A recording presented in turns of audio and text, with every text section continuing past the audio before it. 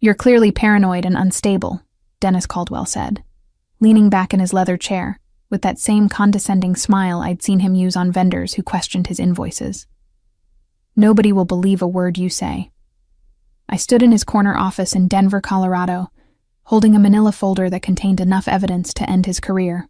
The late afternoon sun cast long shadows across his mahogany desk, and I could hear the distant hum of our accounting department wrapping up another day at Gravora Group, the mid-sized manufacturing company where I'd spent the last 12 years of my life. "Dennis, the numbers don't lie," I said quietly, my voice steady despite the adrenaline coursing through my veins.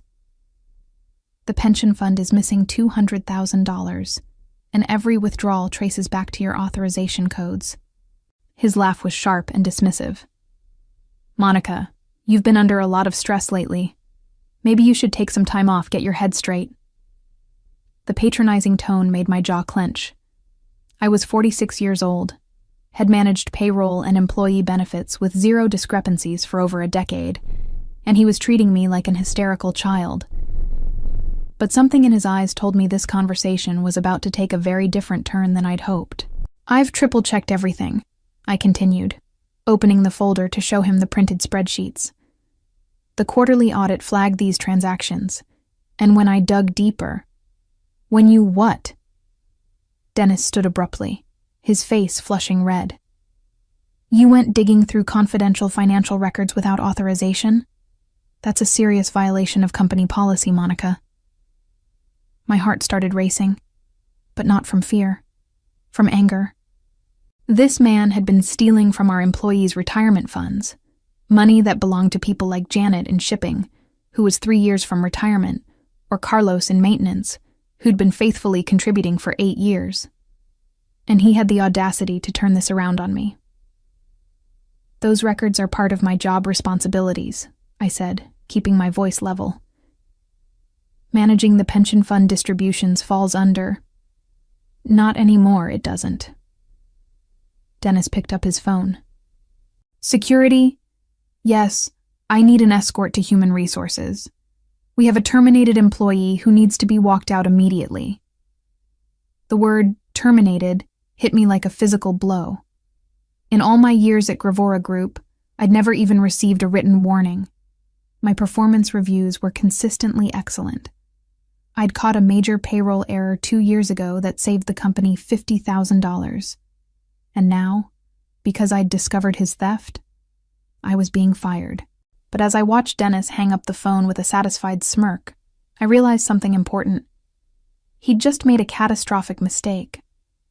20 minutes later, I was clearing out my desk, while a stone-faced security guard watched my every move. The entire accounting department had gone silent, their eyes following me as I packed 12 years of my professional life into a cardboard box. Dennis had announced to everyone that I was being let go for performance issues and violation of confidentiality protocols, painting me as an untrustworthy employee who'd overstepped her bounds. I could see the confusion in my colleagues' faces.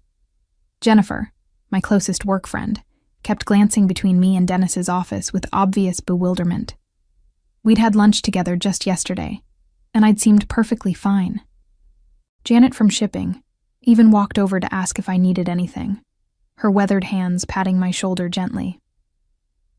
"I'm okay," I told her softly, though my hands were shaking slightly as I packed my personal items. "Just take care of yourself, Janet. Make sure you keep track of your pension statements, all right?" She nodded, not understanding the deeper meaning behind my words, but something in my tone made her promise she would. What Dennis didn't know, what nobody in that office knew, was that I'd been preparing for this possibility since the moment I'd first spotted the discrepancies 3 weeks ago. My background wasn't just in accounting. I'd spent 5 years volunteering with the Colorado Financial Ethics Advisory Board, helping small businesses implement proper oversight procedures. Through that work, I developed relationships with forensic accountants and federal regulators who specialized in pension fraud cases. More importantly, I'd learned to think like an investigator. The manila folder Dennis had dismissed so confidently was just a fraction of what I'd uncovered. The real evidence was stored on an encrypted drive that I'd been building methodically for weeks. Every suspicious transaction, every forged authorization, every attempt to cover his tracks. It was all documented, cross-referenced, and backed up in multiple secure locations. As I walked toward the elevator with my box of belongings, Dennis emerged from his office, probably wanting to make sure I actually left the building. He caught my eye and gave me that same condescending smile. "Monica," he called out, loud enough for half the office to hear. "I hope you understand this is for the best. Sometimes people just aren't cut out for positions of responsibility." I stopped walking and turned to face him. Every eye in the department was on us now, and I could feel the weight of their attention. For a moment, I considered telling everyone exactly what kind of man they were working for. But I had a better plan. "You're absolutely right, Dennis," I said with a smile that didn't reach my eyes. "Sometimes people really aren't cut out for positions of responsibility. Sure, just wait." The confusion that flickered across his face was deeply satisfying. That evening, I sat in my home office in my modest ranch house on the outskirts of Denver, staring at the cardboard box from my old job while I made the most important phone call of my professional life. The encrypted drive sat next to my laptop, containing enough evidence to potentially send Dennis to federal prison. "Patricia, it's Monica Delgado," I said when the forensic accountant answered. Patricia Wong and I had worked together on 3 different cases during my time with the Ethics Board, and I trusted her expertise implicitly. "I need to discuss a pension fraud case that's going to require federal involvement." "How bad are we talking?" Patricia's voice was all business, which I appreciated. $200,000 stolen from employee retirement funds over the past 18 months, possibly more, I said, pulling up the detailed spreadsheets on my laptop screen. "The perpetrator is the chief financial officer of a mid-sized manufacturing company, and he terminated my employment today when I confronted him about it." The silence on the other end told me Patricia understood the gravity of the situation. "Monica, you know I have to ask. Are you absolutely certain about these numbers?" "I've checked them 7 different ways," I replied, scrolling through the evidence I'd compiled. "The transaction patterns are clear, the authorization codes are forged, and I have documentation showing he created false vendor accounts to funnel the money through. This isn't a mistake or an oversight. This is deliberate, systematic theft." Patricia's sigh was audible through the phone. "Send me everything you have. Encrypted, obviously. And Monica, don't talk to anyone else about this until we've had a chance to review the evidence. If this is as clear-cut as you're describing, we're going to need to bring in the Department of Labor's Investigative Division." After I hung up with Patricia, I made my second call to Thomas Rodriguez, a Department of Labor investigator I'd met during a workshop on pension security 3 years earlier. Thomas specialized in cases involving retirement fund misappropriation, and he'd given me his direct number with instructions to call if I ever encountered anything suspicious. "Thomas, this is Monica Delgado from the Colorado Ethics Board," I said when he answered. "I need to report a significant pension fraud case, and I believe it falls under federal jurisdiction." "Tell me what you've got, Monica." As I explained the situation, I could hear Thomas taking notes. When I mentioned the dollar amount and the systematic nature of the theft, his questions became more pointed and urgent. "Monica, I need you to understand something," Thomas said after I'd finished my summary. "If what you're describing is accurate, this isn't just embezzlement. This is a federal crime that affects the retirement security of dozens of working families. The FBI is going to want to move quickly on this." I felt a cold satisfaction settle in my chest. Dennis thought he could intimidate me into silence, thought my word wouldn't carry weight against his position of authority. He had no idea that I'd already set wheels in motion that he couldn't stop. "I understand completely," I told Thomas. "When do we start?" 3 days after my termination, I was sitting in a sterile conference room at the Denver field office of the Department of Labor, watching Patricia Wong walk 2 federal investigators through the financial evidence I'd compiled. Special Agent Rebecca Foster from the FBI's White-Collar Crime Division sat across from me, her sharp eyes focused on the spreadsheets covering the conference table like a general studying battle plans. "This is exceptional documentation, Monica," Agent Foster said, her voice carrying the kind of authority that made people take notice. "Most pension fraud cases take months to build this level of evidence. How long were you tracking these discrepancies?" "About 3 weeks from start to finish," I replied, feeling oddly calm despite the surreal nature of the situation. Once I identified the pattern, it was just a matter of following the electronic trail. Dennis wasn't particularly sophisticated in covering his tracks. He seemed to think his position would protect him from scrutiny. Thomas Rodriguez, the Department of Labor investigator I'd contacted, leaned forward with interest. "What made you start looking in the first place?" "Our quarterly audit flagged some unusual withdrawal patterns," I explained, pointing to the timeline I'd created. The amounts weren't enormous individually, usually between $8,000 and $15,000, but the frequency was wrong. Pension fund distributions should follow predictable patterns based on employee retirement schedules and emergency hardship applications. These transactions didn't match any of our documented employee requests. Agent Foster exchanged a look with her partner, Agent David Chen. "And when you confronted your supervisor about these discrepancies?" "He terminated my employment within 24 hours, I said, unable to keep a slight edge from my voice. "Claimed I was paranoid and unstable, said nobody would believe me.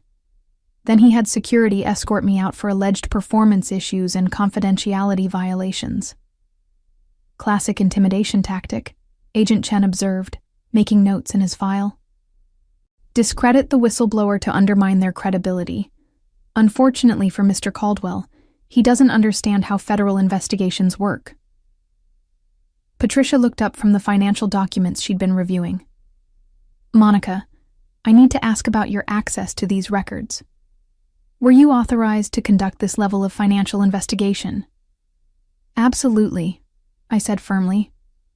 Managing pension fund distributions was part of my core job responsibilities. I had full administrative access to the retirement account systems, and conducting quarterly audits was literally in my job description. Dennis tried to frame it as unauthorized access, but every search and every download was within my legitimate work scope. Agent Foster nodded approvingly. "That's crucial for the integrity of the evidence. And you said you have documentation showing false vendor accounts?" I pulled out another folder from my briefcase. Dennis created 4 different shell companies with similar names to legitimate vendors we work with regularly. Goldthorn Manufacturing became Goldthorn Industries. Nexora Labs became Nexora Solutions. He was counting on the similarity to avoid detection during routine payment processing. "How much money total?" Agent Chen asked. "From what I could trace, approximately $230,000 over 18 months, I said. "But I suspect it goes back further. Dennis has been the CFO for 3 years, and I only had access to review records going back 2 years due to our document retention policies." Agent Foster stood and walked to the window, her expression thoughtful. "Monica, I want you to understand that once we move forward with this investigation, Dennis Caldwell is going to know exactly who provided the evidence against him. Are you prepared for the possibility of retaliation?" I thought about Janet from shipping, counting on her pension for retirement in 3 years. I thought about Carlos in maintenance, faithfully contributing to a fund that Dennis was treating like his personal bank account. I thought about all the employees at Gravora Group who trusted that their futures were secure. "Agent Foster," I said, meeting her gaze steadily. "Dennis Caldwell already fired me for doing my job. What more can he do to me?" 1 week later, I was consulting with the FBI's Financial Crimes Unit when my phone buzzed with a text message that made my blood run cold. It was from Jennifer, my former colleague in the accounting department. "Monica, Dennis is telling everyone you stole money and they fired you for embezzlement. He's saying you created false documents to frame him. Some people are starting to believe it." Agent Foster noticed my expression change immediately. "What is it?" I showed her the message, watching her jaw tighten as she read. "He's trying to flip the narrative," she said grimly. "Classic deflection strategy. Accuse the accuser before they can gather support." "Can he do that?" I asked, feeling a surge of panic. Can he just lie about what happened and make people believe it? He can try, Agent Foster replied. But he's making another critical mistake. Every false statement he makes about you or this case is additional evidence of his consciousness of guilt. We're going to document everything. Over the next few days, the situation at Gravora Group deteriorated rapidly. Jennifer kept me updated through careful text messages, describing how Dennis had called an all-hands meeting to address rumors and misinformation about the company's financial management. He'd painted me as a disgruntled employee who'd fabricated evidence after being rightfully terminated for poor performance. But Dennis had underestimated something crucial: my reputation among my former colleagues. Most people aren't buying it, Jennifer texted me on Thursday evening. Janet from shipping asked pointed questions about the pension fund during the meeting. Carlos from maintenance said he wants to review his account statements. People remember how careful and honest you've always been. The real turning point came when Dennis made his most serious error yet. According to Jennifer, he'd announced that the company would be switching to a new pension fund management system to prevent unauthorized access to employee accounts. He was essentially admitting that unauthorized access had occurred while simultaneously claiming I was the one responsible for it. He's trying to plug holes in a dam that's already breaking, Agent Foster explained when I shared this information. The new system announcement is evidence that he knows there are vulnerabilities in the current system, vulnerabilities he created to facilitate his theft. Patricia Wong had been working around the clock to verify every transaction I'd identified, and her preliminary findings were even more damaging than we'd initially suspected. Monica. He wasn't just stealing pension contributions, she told me during a conference call with the federal team. He was also skimming from the company's matching contributions. The total theft is approaching $300,000. That changes the federal sentencing guidelines significantly, Agent Chen noted. We're now looking at potential charges under multiple statutes, including mail fraud, wire fraud, and violation of the Employee Retirement Income Security Act. But the most shocking discovery came when Patricia traced the money Dennis had stolen. Instead of finding evidence of gambling debts or personal financial problems, she uncovered something much more calculated. He wasn't spending this money on lifestyle expenses, Patricia explained, showing us bank records the FBI had obtained through court orders. He was investing it: stock purchases, cryptocurrency, real estate speculation. He was treating the pension fund like his personal investment portfolio. The cold calculation of it made my stomach turn. This wasn't desperation or addiction. It was pure greed. Dennis had systematically stolen from hardworking employees because he thought he could generate higher returns than the pension fund's conservative investment strategy. Agent Foster, I said, looking at the evidence spread across the conference table. When are you planning to move on this? She checked her watch. The warrants are being finalized now. We'll execute them tomorrow morning at 9 a.m., right when Dennis arrives at the office. I felt a dark satisfaction building in my chest. In less than 12 hours, Dennis Caldwell was about to have the worst day of his professional life. The morning of the raid, I wasn't at Gravora Group, but I didn't need to be. Agent Foster had arranged for me to monitor the operation from the FBI field office, where I could watch through live video feeds from the agent's body cameras and provide real-time guidance about the company's financial systems and document locations. At exactly 9 a.m., I watched on multiple screens as 12 federal agents in dark suits walked through the main entrance of Gravora Group. The receptionist's shocked expression was clearly visible as Agent Foster presented the sealed warrant to search the premises and seize financial records. "Where is Dennis Caldwell's office?" Agent Foster asked the receptionist, who pointed toward the corner office with a trembling hand.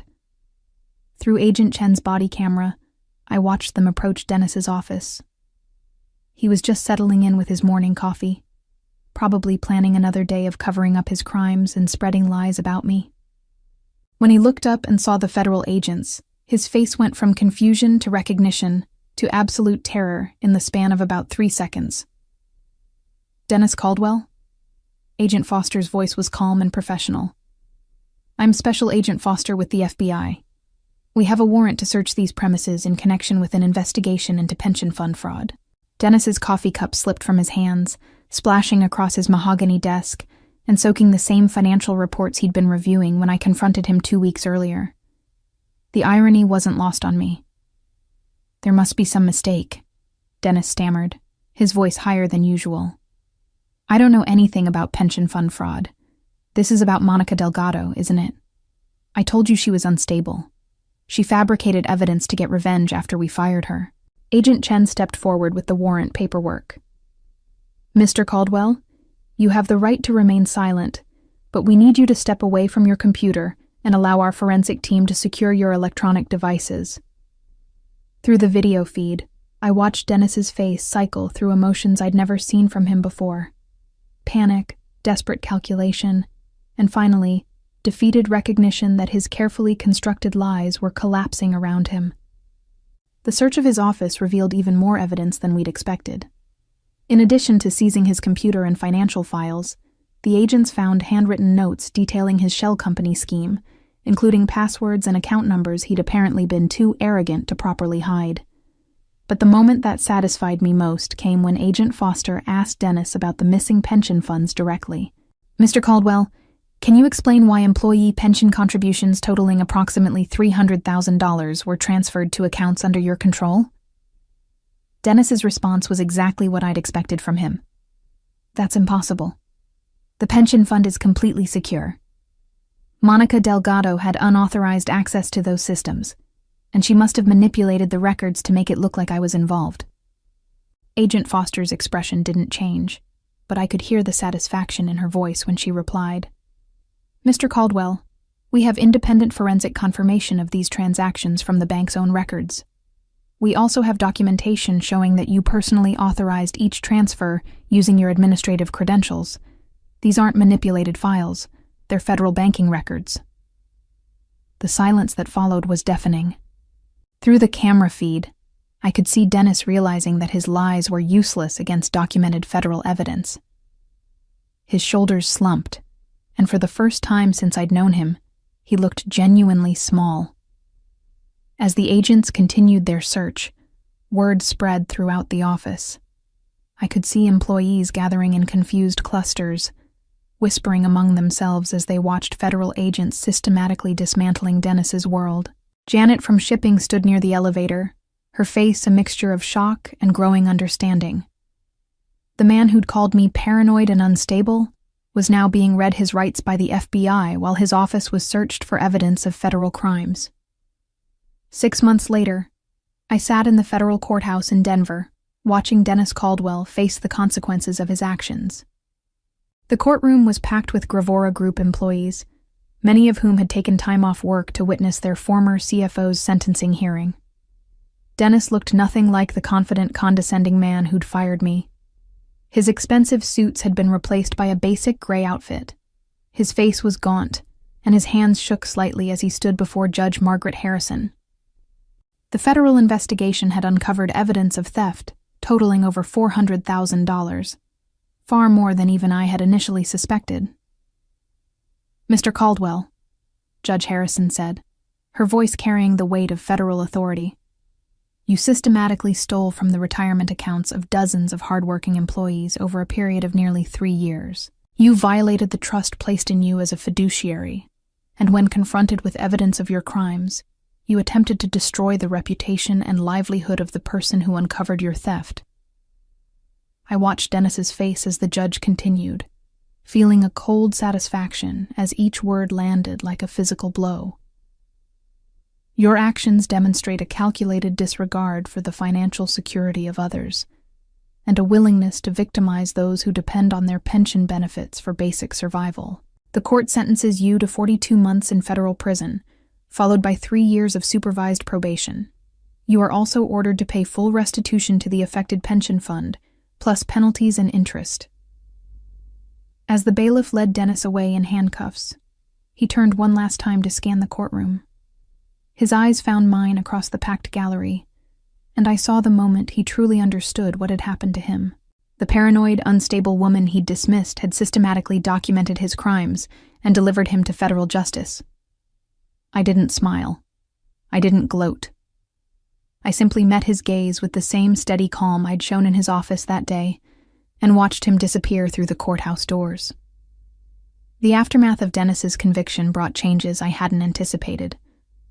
Within a week of his sentencing, I received a call from the Department of Labor's Office of Inspector General, offering me a position as a senior investigator specializing in pension fraud cases.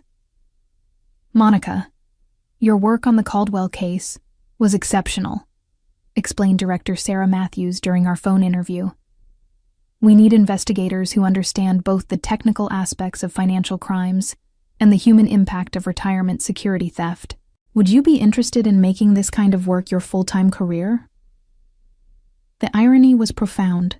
Dennis had fired me for doing my job too well, and now the federal government wanted to hire me for exactly the same skills he'd tried to silence. I accepted the position immediately. My first case as a federal investigator involved a construction company in Colorado Springs, where the owner had been diverting pension contributions to fund personal real estate investments. The pattern was remarkably similar to Dennis's crimes, but this time I approached it with federal authority and resources. Meanwhile, Gravora Group had implemented comprehensive reforms to prevent future pension fraud. The new CFO, brought in from outside the company, established multiple oversight layers and mandatory auditing procedures. Janet from shipping approached me at Dennis's sentencing to thank me personally. "You saved my retirement," she said, her eyes bright with tears. "I was 3 years away from retiring, and if he'd kept stealing, I don't know what I would have done." That conversation made everything worthwhile. The stress, the confrontation, the temporary unemployment, even Dennis's attempts to destroy my reputation. Every challenge I'd faced had led to this moment, protecting working families from financial predators. As I walked out of the courthouse that day, I realized Dennis had been right about one thing. Nobody would believe his word, not anymore, and not against federal evidence. As I settled into my new role as a federal investigator, I often reflected on the twisted path that had led me here, knowing that Dennis's attempt to silence me had only amplified my voice in ways he never could have imagined.